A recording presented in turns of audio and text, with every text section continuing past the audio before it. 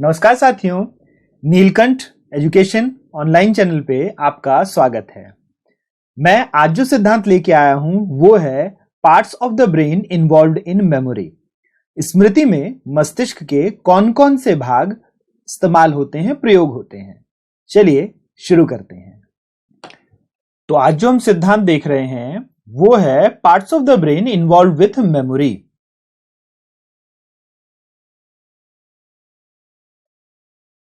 मस्तिष्क के भाग जो स्मृतियां बनाते हैं।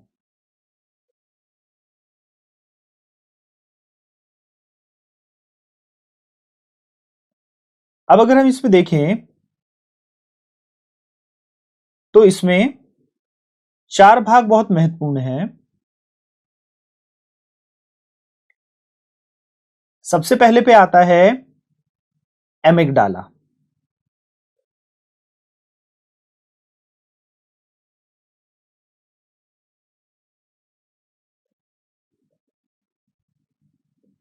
गलतुंडी।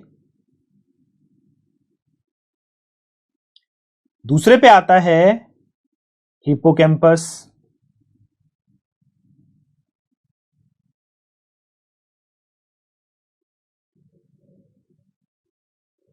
तीसरे पे आता है सेरेब्रम, जिसको सेरेबेलम को छोटा मस्तिष्क भी कहा जाता है।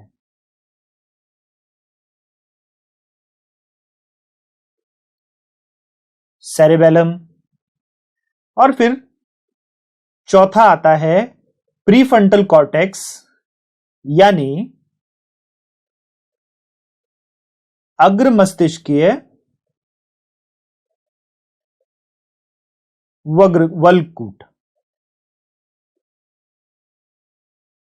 Prefrontal cortex. तो यहां पे मस्तिष्क के ये चार भाग हैं जो मस्तिष्क में अलग अलग तरीके से काम करते हैं। तो अब हम सबसे पहले देखें तो सबसे पहले एमिगडाला।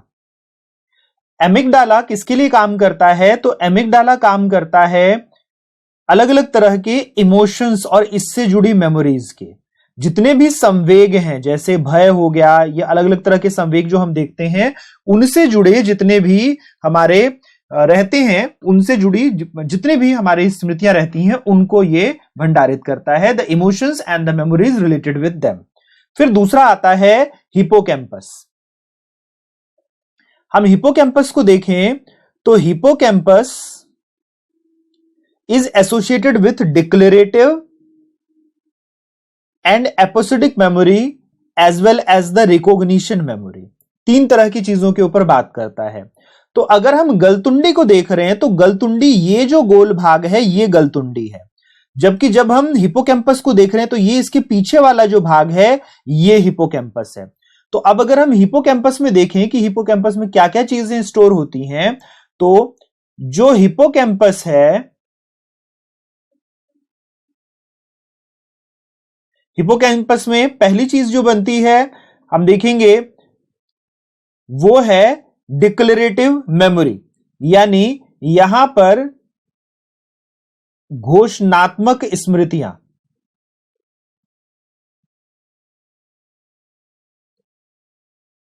तो डिक्लेरेटिव मेमोरी, घोषणात्मक स्मृतियां कौन सी थी? जितनी भी तथ्य और घटनाएं जो हमारे आसपास घटती हैं उसे हमने देखा था कि वो घोषणात्मक मेमोरी होती है। अगर किसी ने अभी तक टाइप्स ऑफ मेमोरी नहीं देखी तो प्लेलिस्ट जो इसमें लास्ट में प्ले होगी, उस प्लेलिस्ट में जाकर आप इसको देखिएगा, टाइप्स ऑफ मेमोरी कौन सी है और वो क्या क्या बनती है।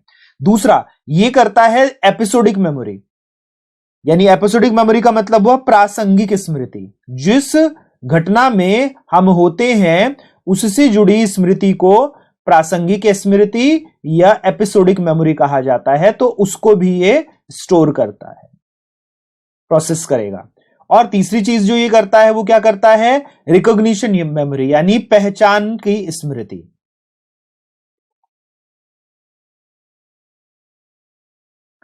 तो ये काम कौन करता है? दूसरा नंबर का हिप्पोकैम्पस। जबकि पहले नंबर का कौन काम करता है? पहले नंबर का काम करता है गलतुंडी यानी एमिगडाला। फिर हम बात करें तो तीसरी बात यानी सेरेब्रम। ये जो भाग है ये सेरेब्रम कहलाता है, जो कि तीसरा नंबर है। अब अगर हम तीसरे नंबर की बात करें सेरेब्रम की, तो cerebrum plays a role in processing procedural memory. जो हमारी अलग अलग तरह की प्रक्रियात्मक स्मृति होती है, यानी हम कोई काम करते हैं मोटर रिलेटेड, जो मांसपेशी या गामकता से संबंधित, तो उससे जुड़ी जितनी प्रक्रियाएं होती हैं उसकी स्मृति। तो प्रक्रियात्मक स्मृति का काम, प्रक्रमण करने का काम कौन करता है? सेरेबेलम करता है। जबकि जब हम भंडारण को देखते हैं तो भंडारण हिपोकैम्पस हमारे मूल भंडारण कर रहा है, बाकी हमारे मस्तिष्क के अलग अलग जगह भंडारण होगा। फिर हम देखें तो लास्टली इसमें हमें दिखाई देता है क्या? हमें दिखाई देता है चौथा, अग्र मस्तिष्क के वलकूट। यह काम करता है सीमेंटिक टास्क को, यानी जितना भी हमारा अर्थगत स्मृति होती है, अर्थगत स्मृति,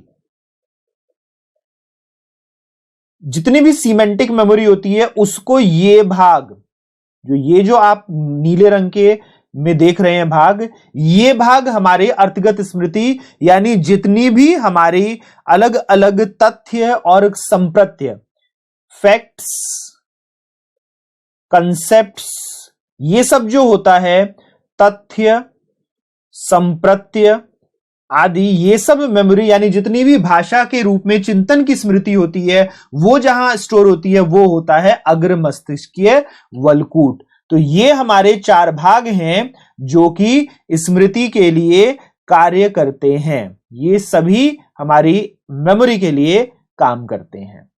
तो साथियों, मैं उम्मीद करता हूं कि आपको मेमोरी के लिए ब्रेन प्रोसेसिंग के सभी घटक समझ में आए होंगे। The components involved in the processing of the memory within the brain, you have learned all the components.